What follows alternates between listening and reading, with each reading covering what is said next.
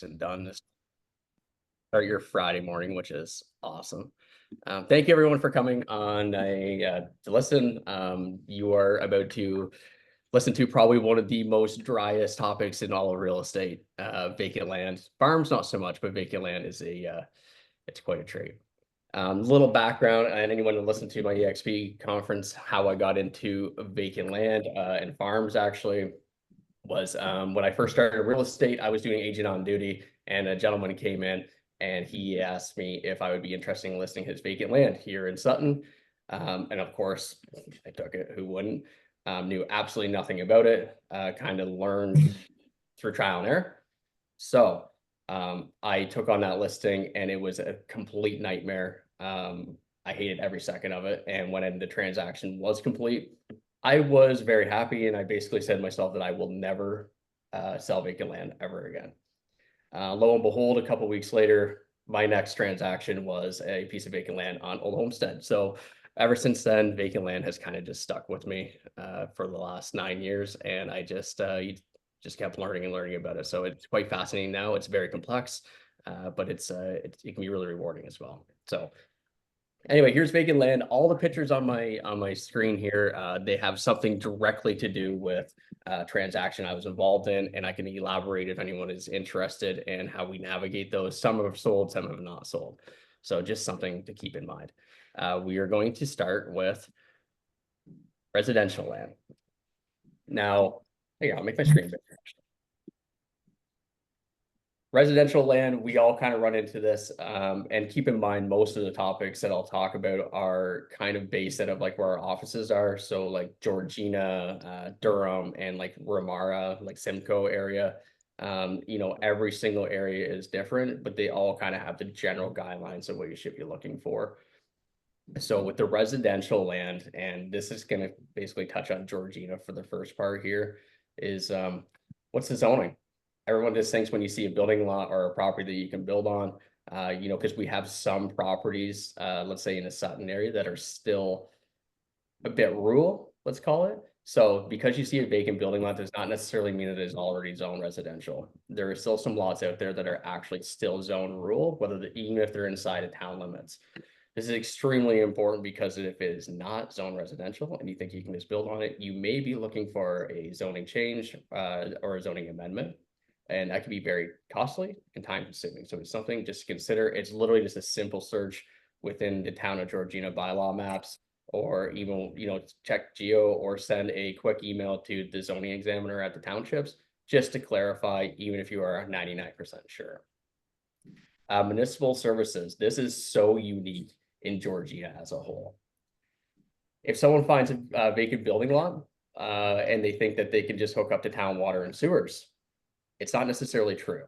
Are the allocations already at the property? Are the T's at the property? Or they can go to try not to cook it too much. So basically, if there is no allocation set for that property, they might be out of luck. We actually are running extremely short on municipal services, so water and sewer allocations in Georgina. A lot of them has been designated to big builders and developers. There is a lot set aside for the business park in Keswick, which basically is where the new development is across from McDonald's along Woodbine and spanning almost all the way to the 404. So there has been a lot set aside for those developments. And just a side note that our township is actually considering taking some of those allocations away from the business park because they set a lot aside. And I believe about 25%, don't mark my words on that exact number, but they're looking to take away from maybe the business park a little bit and opening it up for other allocations for the residential side of aspects. So something to keep in mind, just because it's there doesn't, just because we have water and sewer, even on the street, doesn't necessarily mean that you're going to be able to hook into it. And if it is there, actually, another side note, it can actually, if it's there and you do have the allocation, it can actually make a property, worth more money. So again, if you're on the selling side, it's something to look into and something to research as well. Now, we always talk about restrictions on property. I'm not going to get into like conservation restrictions on the residential side. It's more, I do have waterways in there, but it's more so the easement side on me for the residential. We run into hydro easements, like Bell, Rogers easements. Those are very normal. Well, The Hydra one's not so much, but the Bell and Rogers ones are quite normal. There's other easements that you really need to consider. There's actually a few properties that I know that have sold recently and actually are for sale currently. That there is the water lines might be running through someone's property, the town water lines, and connecting into the back of someone else's property. It sounds great for the person it's connected to. However, there's a couple where they're actually running through the middle of the property or along their driveways. So underneath of their driveway is the town water service.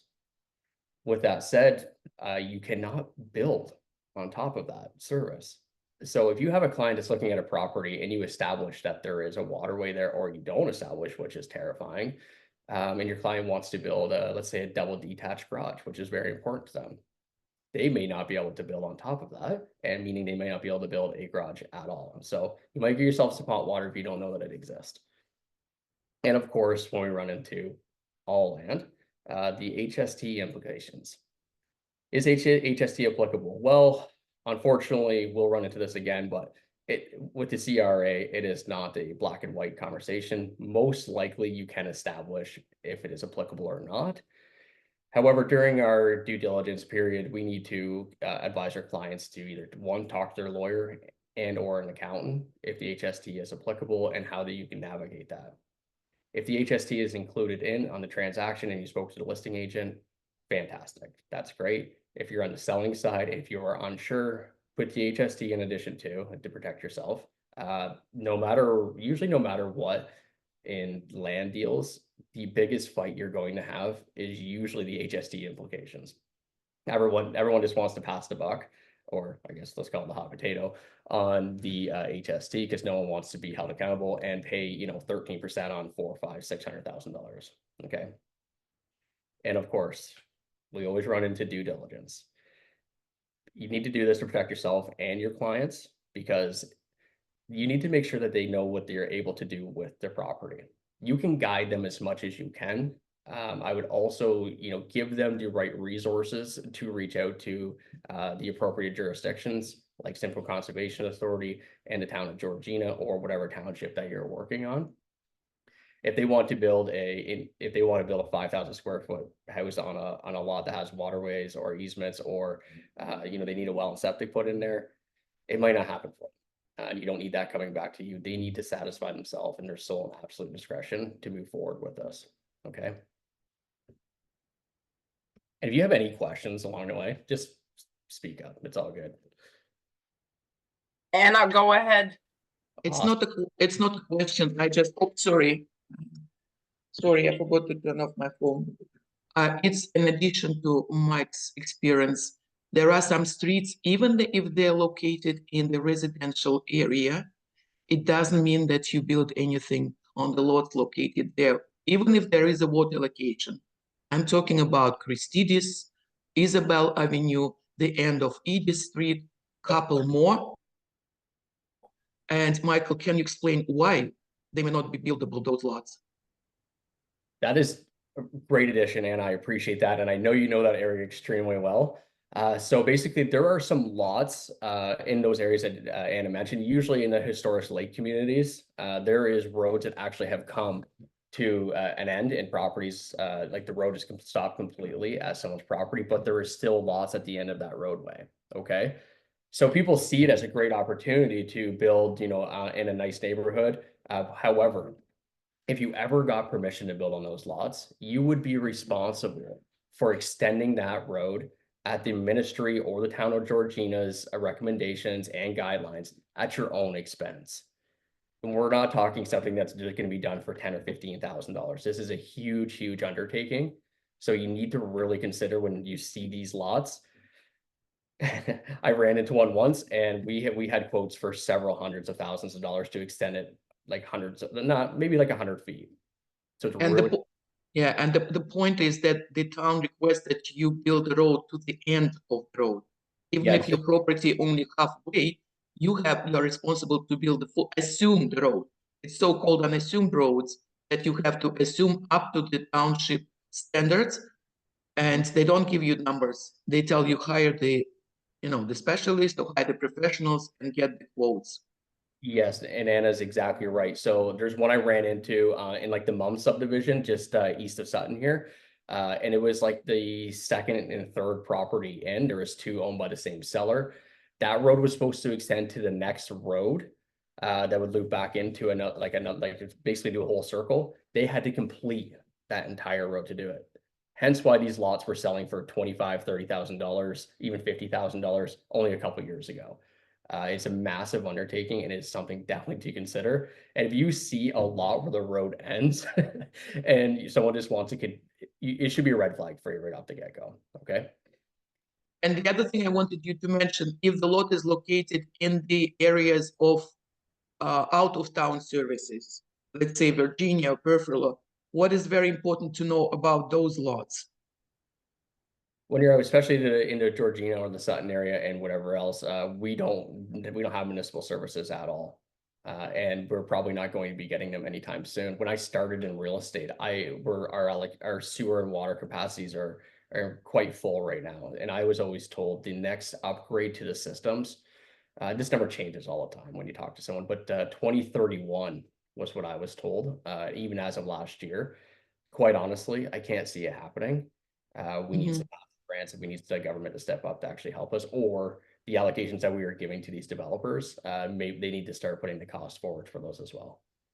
Yes, and also if you see the lot, let's say 75 by 200, in those areas, people say, oh, that's big enough, I can build whatever I want to build.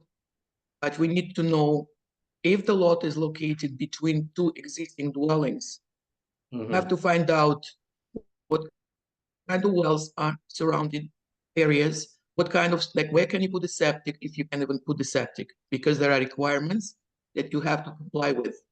And those Yeah. huge lots may not be even buildable. Yep, you're exactly right, Anna. And the same thing, what you'll run into it on those lots is that you will need actually a septic design as part of your approval. The wells, it is tricky, but it's not as nearly as complicated as like a septic design. And something to consider as well, what we run into mostly in the Sutton area when you need well and septic, is that some of the lots actually aren't wide enough, or you're going to need a really intense septic system, and you're not running at something standard. You're going to be running into like maybe like a $50,000 or $60,000 septic. I owned a property over on the Maple area, and the septic was really intense because the lot was so small. They made it work, and it was a brand new build. However, it's not so cut and dry. It's not just put a well and septic in. It doesn't work like that. So you need to really consider, especially on rural services, really take consideration of those things. Thank you, and I appreciate that. Mary, you have a question?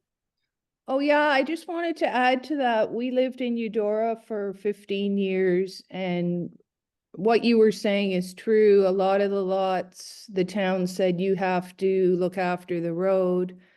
And we fought that for a long time. And finally, Georgina has taken over the roads and put them in the right places, which is great because, like you said, the cost was going to be hundreds of thousands.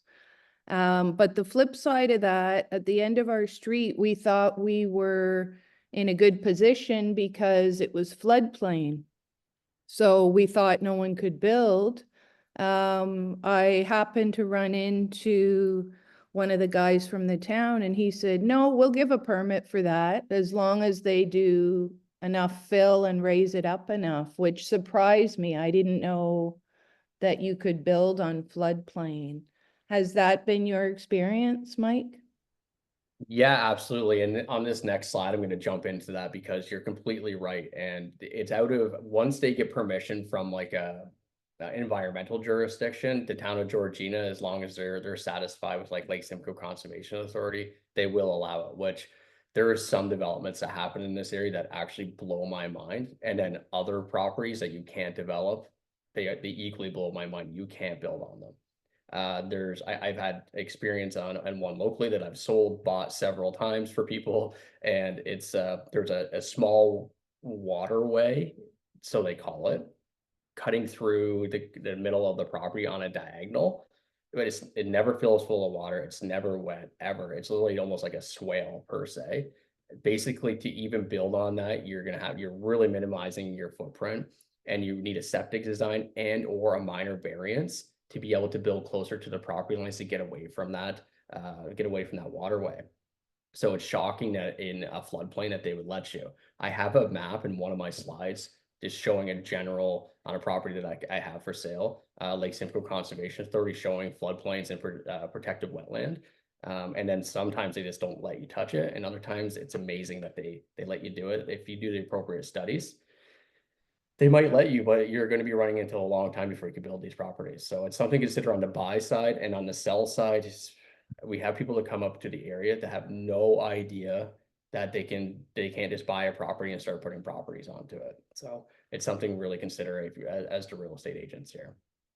So Faye is asking, Mike, are you seeing raised dwellings on the floodplain as well? yeah and no. Like if they're on Lake Simcoe, they're not Lake Simcoe Conservation Authority in the floodplain. We are seeing it. What's shocking me actually is that, and actually you're seeing like slab on grade properties go up with no basements. There was a colleague of ours, she ran into a situation where her clients wanted a study done, and it must have been close to a floodplain or something to make sure that they could put a basement into their property. We do see it. Usually they're slab on grade though. You usually don't see a lot of basements put in with them. If they do, it's amazing that they even got approvals for it. I think our restrictions and our jurisdictions are a bit extreme. I totally understand them and why they're important. Sometimes you look at some property, it doesn't make any sense. And I'm going to explain it about this property that's actually in the background of this slide here, which the whole thing shocks me, but it is what it is. I'm seeing or being asked kind of like the Florida properties on piers, or I've got, sorry, lack of language here, posts without basements, not on slab. That's why I was asking the question. Oh no, I'm sorry, I didn't understand that. No, I've never really run into it personally, which I don't know why you'd want to go that route, especially where we live. I just think you'd run into, I don't understand why you'd want to do it, but that's like a personal aspect. I also believe that if you're running into a rural property, you also need to have the well and the septic sitting somewhere. So if they're sitting in a floodplain as well, yeah, I just feel like you're going to run into complications somewhere with water at some point, if that makes sense. Yes, thank you. I got to do some more investigation because I haven't seen the Floridian type home in there. I did raise a house on Spring Avenue years ago, but the rules have changed. So that's why people are asking me on the rural property. I think that's a great thing that you just said in there was the rules changed. It's something really to consider, especially with environmental jurisdictions. Well, the town of Georgina changes their stuff almost every day, but the environmental side of it, just because you looked at a property even a year ago and like the floodplains and the setbacks and protected wetland and non-protected and floodplains, etc., they actually do go around and change their mapping. So you need to stay up to date with it. And this property is in the background of the slide is actually is a prime example of it. So with that, I'm going to jump into, well, rural properties is where we run into most of this, correct? So the biggest thing that I find with rural properties is it big enough? What's the zoning? Is it rural, or is it undersized, or is it site specific? Now, a lot of people, I want 20 acres. It's a nice property, if you ask me. Unfortunately, if there's never been development on it and it wasn't legally built before September of 2008, the chances are is that property is undersized rural. So with that, you're going to need a minor variance and or zoning amendment to be able to build on the property. If you go into the town of Georgina bylaw 500 and you start looking at rural properties, what you're going to see is a property, and it'll have the legal description, and it'll say RU-112, let's just say. Well, RU-112 is that they went through that process of getting approvals to build on an undersized rural property, and that is site specific of what they can do with it, whether that just be a single family dwelling or if it's a home occupation, whatever it may be. If you get looking into the bylaws, you'll understand why that is. Now, something to consider, and this is very important for everyone, if you get into rural and we talk about undersized rural properties, currently, if you're under 20 hectares, you may have to go through this process if nothing was existing on the property prior legally, and you want to build on it. You may have to get a zoning amendment, okay? The town of Georgina, 20 hectares is approximately 50 acres. The town of Georgina is actually in the process of changing the zoning bylaw 500 to a zoning bylaw 600. And that is going to change for rural properties.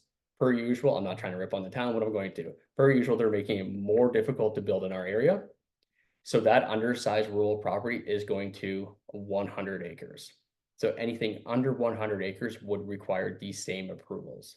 Currently, if you're over 50, you miss out on that zoning amendment and or minor variance, okay? So something to consider.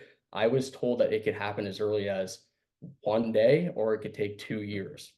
So you really need to consider that if you're looking at something that's bigger than 150 and your clients are kind of dragging their feet and they might wait 6 months, that could come into play as well. Just an added cost and more timeline for your clients to get where they want to go with their piece of land, okay?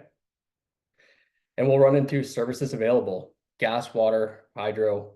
Well, water and sewers, most likely on a rural property, are not going to be available. Not saying that all rural properties don't have it, but the majority of them do not, okay? So you need to really look into it and ask the town the questions. Gas and hydro, most properties have hydro at the road. Again, depending on how far they are running the hydro into the property, it can be quite the expense. They cover so much up front. Again, I believe that changes quite often, the same as gas. And then it is your responsibility of your clients to bring into the rest of the way of the property, okay? Now, we do have some rural properties that actually do have natural gas, which is fantastic. And same if you get out to like Cannington into the Durham area, there's some roads out towards like Wilfred, and which is between Pefferlaw and Cannington. They have natural gas running from Cannington, which is amazing because these are massive farms and they have it. Usually we don't, and you're going to have alternative heat sources.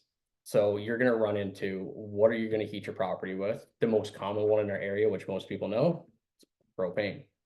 Propane is a great heat source. And we also see, we're kind of weeding out a bit, but we run into it, oil.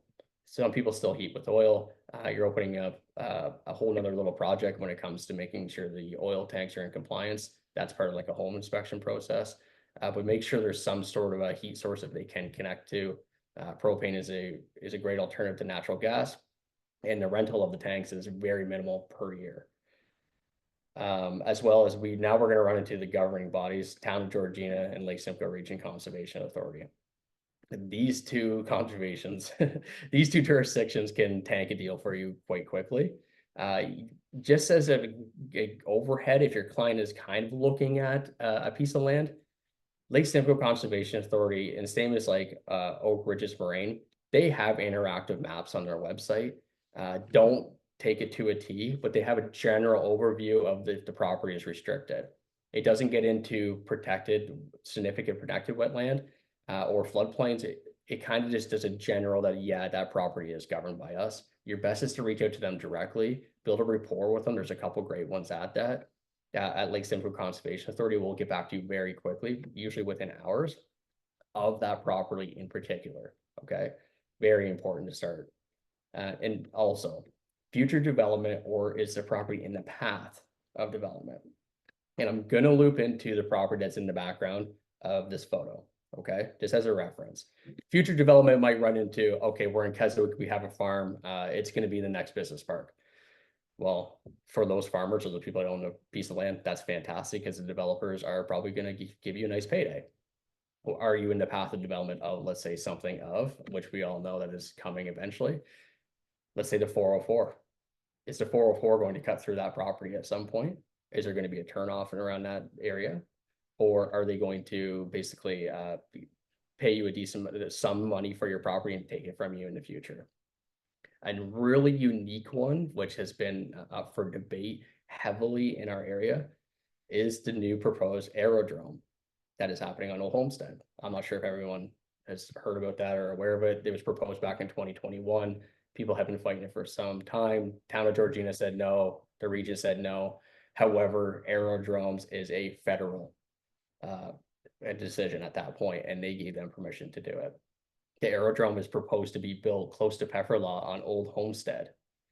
So this property in the background, I had this sold conditional, and I told my clients that it's proposed. It terrified them.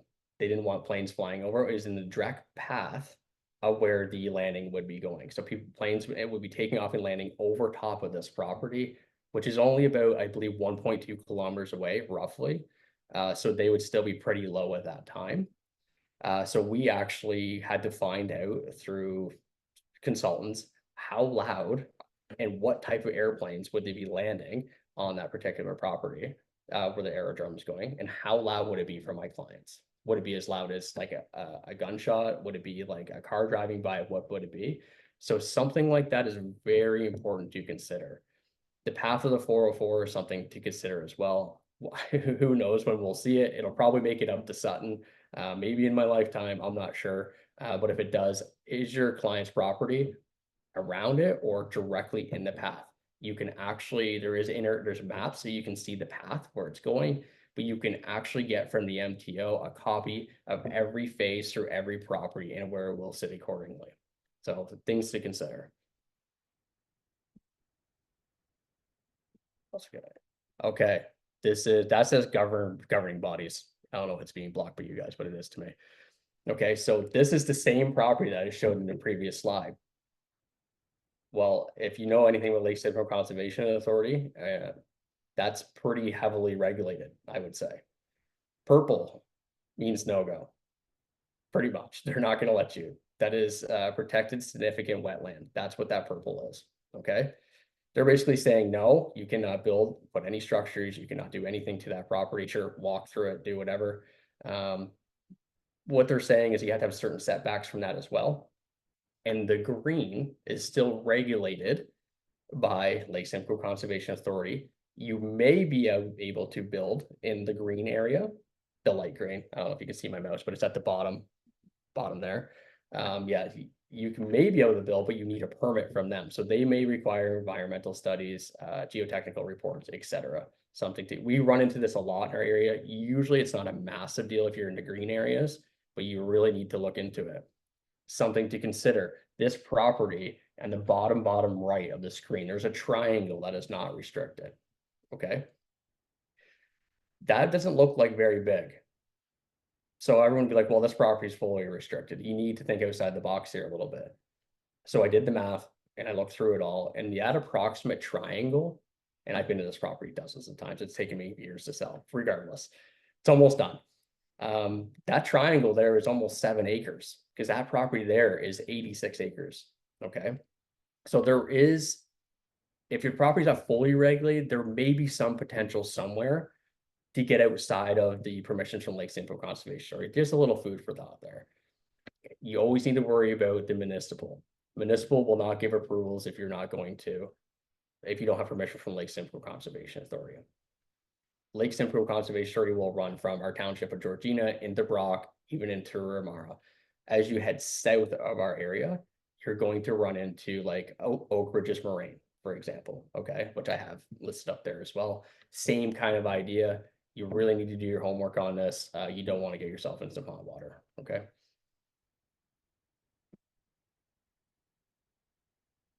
And my favorite part, farmland. Farmland is, I wish it was cut and dry. It's not, unfortunately. Again, we're going to run into zoning and severance. What is the property zone? And everyone just thinks, yeah, it's probably rural. Fantastic, it's a farm. And most likely you're probably correct. However, you'll run into rural property mixed with a little bit of environmental protection, even if it's outside of Lake Simcoe Conservation Authority. Okay, something to keep in mind. It also might be like an outdoor space, and sometimes rural properties actually in our surrounding area, they will have a separate type of zoning mixed into it. For example, it could have like an institutional, it could have an industrial, it could also have a manufacturing tied to it as well. I have one that I have exclusive right now. It's an off-market property. It has an M4 zoning tied to it. So you need to look into these a lot, even on farmland, because that M4 zoning could literally be the sale of that property alone, because it is very difficult too. For that site specifically is for extraction. So it used to be a gravel pit, which it could be a really big selling feature for people. It's something that we run into as well as people see 100-acre piece of land. Okay, fantastic. I don't want 100 acres, so I'm going to buy a house, I'm going to sever it. It might happen. Usually I'm running into one right now. There is a client of mine, he owns 2 farms side by side. Each farm has a house. The town will not let him currently sever off one of the houses and merge the properties together. We are not sure why, but he's still going through the process. So you just can't necessarily go in there and sever a property and then sell the farmland off. You can, it's going to be a lengthy process for you. If someone wants to do it, sell the farmland, fantastic. Farmland is extremely valuable right now. Usually when you're selling farmland as well, something to keep in mind, we're usually selling farmland per acre. Not that they can separate it, but they want to know how much is it per acre, because then that is how they just establish their yields on how much you're going to make per acre or potentially. Okay. When you run into that, especially in the pricing aspect of it, is it workable or non-workable land? Workable land is where they can grow the crops. There's no floodplains, there's no low spots. We run into a lot of areas on our farmland, and you can drive even down Ravenshoe and see some of the farms where they're growing corn, and there's no corn growing in those areas at all. So that's not super desirable for someone. So what are you going to be selling the workable land for? And what are you going to sell the non-workable land for? You might run into those conversations. Someone might not care and just buy it as a whole, but you need to know how much. This property in the background, which is just outside of Georgina and Pole-Bolster, 70 acres, I believe, and I think like 65 of it was workable. So it was quite a bit. Jen and I have one listed currently. It's 50 acres, 40 is workable. Very important to know. I have another client has a 203 acre farm, 175 is workable. You need to know these, and you kind of have to be lean on your client if he's a farmer or he or she is a farmer, to make sure that you know that answer. Okay. Soil types is literally a conversation you can talk about forever. And I did this in one of my presentations, and I believe Samantha asked me a great question, is how do you know what type of soil it is? Usually you can kind of establish from areas, and if you're going to get into farmland and selling it, you can start asking farmers or ask the seller, what kind of soil is it? Is it a sandy loam? Is it clay? What is it? That becomes very important to how well the crops will grow, how good drainage is, etc. Something you need to consider, not necessarily in the soil types, is the property tile drained. We run in, like we've mentioned, we run into low plots and floodplains. Having a tile drained property is very important. So the property runs off into, it all accumulates, it basically runs off into the ditches. And that will help the crops grow because they're not going to be flooded out, and you're not going to see a 3-foot corn when the rest are 6 or 7 feet or at 10 feet tall. Everything should grow pretty close to each other at that point. If you're selling a farm and there's crops currently on it, whether they're renting the land to a farmer or they're farming it themselves, it is very important in your agreement of purchase and sale to have that the current farmer or the current owner has the right to harvest the crop. If you're selling a farm in August and it's currently planted, you want to make sure that they're going to get that crop off come this time of year, or in October, even sometimes into November. Okay. Especially if you have a lease, you could run into some very hot water with the farmer, because they would have a lease agreement to play for that farmland. Also, something to keep in mind when they have the right to harvest the crop, how do the new purchasers want the land left? So after the crop comes off, how are they going to leave the soil? Are they going to just take the crop off and leave? Some people might be okay with that because they might just want to do their own thing. Do they want it plowed? Do they want it disced? Do they want it overturned? What do they want? And make sure it's laid out in writing and it's very clear. And this property in particular, we ran into that. They wanted it plowed. We plowed it, and then they came back and said that they didn't. Well, we had it in writing. Okay. So it's very important to do. And they had the right to harvest a crop about 2 months after closed for that property in the background. Okay. Environmental concerns. I put this in because I have a really unique story about it. And you run into not necessarily like Lake Simcoe Conservation Authority or anything like that. You run into, for example, my client, the neighboring property, there is a waste management facility beside it. He's owned the property prior to it being built. Everything was fine. He had a contract for Campbell's soup, which he sold all his carrots and potatoes for, and he imported and exported basically all over the United States and Canada for Campbell's. However, there was an issue with an environmental concern with the waste management facility. They required him to do soil sampling for contamination. Comes to find out that the waste management facility beside his property was in fact contaminated, and he lost his massive contract with Campbell's because of it. So you really need to see what's surrounding these farmlands as well. Is there a large cattle farm beside you? Because there could be runoff of manure causing bacteria as well. There's a lot of factors you need to consider for the environmental aspect outside of floodplains and all that kind of stuff as well. Okay. You can go into that for a long time, but that is a quick little story I had about my guy losing it. And it was a massive contract for him. He literally built a factory for it. So it's still, I believe it's still in court at this point. So, and I believe that's it. So I went a little bit over. I appreciate you guys listening. Anyone have any questions? I'd be happy to answer now, or you can send me a text or email, and I would love to help. And I'll go ahead. I had a question regarding that airport you mentioned. So did you find out what kind of planes will be used and flying from that airport? You said you talked to specialists. Yep. Great question. Because of the size and the size of the runways, they can only actually use a certain size of plane. So it'd be recreational and standard, not like business jets, basically. They would not be like a 747, and not like a commercial airlines would not be used. It'd be private or recreational. So you're not talking massive planes. Basically, when they got over my client's property, it would be no different than like a car driving by. That's how high they'd be at that point. So good. Any other questions? This is the time, friends. Yeah, sorry. Get those hands up in the air. Go ahead. Mike, I've got a question. Do you use CoStar at all? I'm sorry, can you say that again? Yeah, do you use? I'm having problems with my microphone. Do you use CoStar? No, I'm sorry, I still didn't hear that. Do you use CoStar? I think is what he said. Correct. Yeah. Commercial land thing. No, I don't actually. I have, I'm part of some other commercial networks for like land and farmland. I haven't got into CoStar or whatever it is so far. I have heard about it. I've logged on to it, but I haven't really expanded from there. Great question. I should look into that a little bit more. Cool. Thanks. Amazing. Samantha, you have your hand up. Go ahead. Yes, thank you. Thank you, Mike. So I'm interested in learning about appraisals and figuring out the value of these unique pieces of land. So here we see there's so many factors that impact the value of a farm.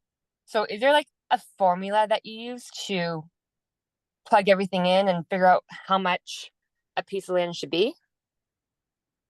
Yes and no. So there is actually it's all really like site specific and where that farm is. Now, a farm in Keswick is more valuable than a farm in Cannington or like Pole Bolster. Okay. Most times we were basically going on what is it selling per acre, and you do that by comparable comps. You need to find out what they're selling for workable acre and approximately in Georgina right now. And you know, it all varies by the sales, and people usually only look at the workable, and sometimes people don't even factor in the non-workable. You're approximately in the Keswick area about $25,000 to $30,000 per workable acre, because farms of 100 acres are selling into the 3 million mark at this point. You can do it as a whole property and just say, yep, all that's 30,000 and then the buildings are included. Some people actually break it down. Okay, workable land is $25,000 an acre. Non-workable will give you between $7,000 and $10,000. Okay. And would zoning play a role here? Like when you're calculating the value per acre and when you're comparing like two different pieces of land and different zoning? Sure, yeah, and as an example, the one that I used out towards Cannington, where it has its zone rule, it's a farm, it's 200 acres, it has the M4 zoning tied to it. If you're looking for strictly farmland, that could be an issue because approximately, I think 20 acres of that is the M4 zoning that you actually they can't farm over it. It was a extraction site for like gravel, so that would play basically to a farmer at that point. Well, 20 acres of that I can no longer use. So it might not add any value to them. It's really what is the client looking for. I have someone else interested in that property and they only want it because of the M4 zoning tied to it. So which way do you lean? Mm-hmm. Okay. Good question. Thank you. Amazing. Any other questions? So good. Mike, this was amazing. I think you blew some minds this morning. So thank you so much for gifting us your time. We're super appreciative. This was amazing. Everyone make incredible things happen today. Have an incredible day, and then we'll see you next time. Awesome. Thanks, guys. Appreciate it. Bye, everybody.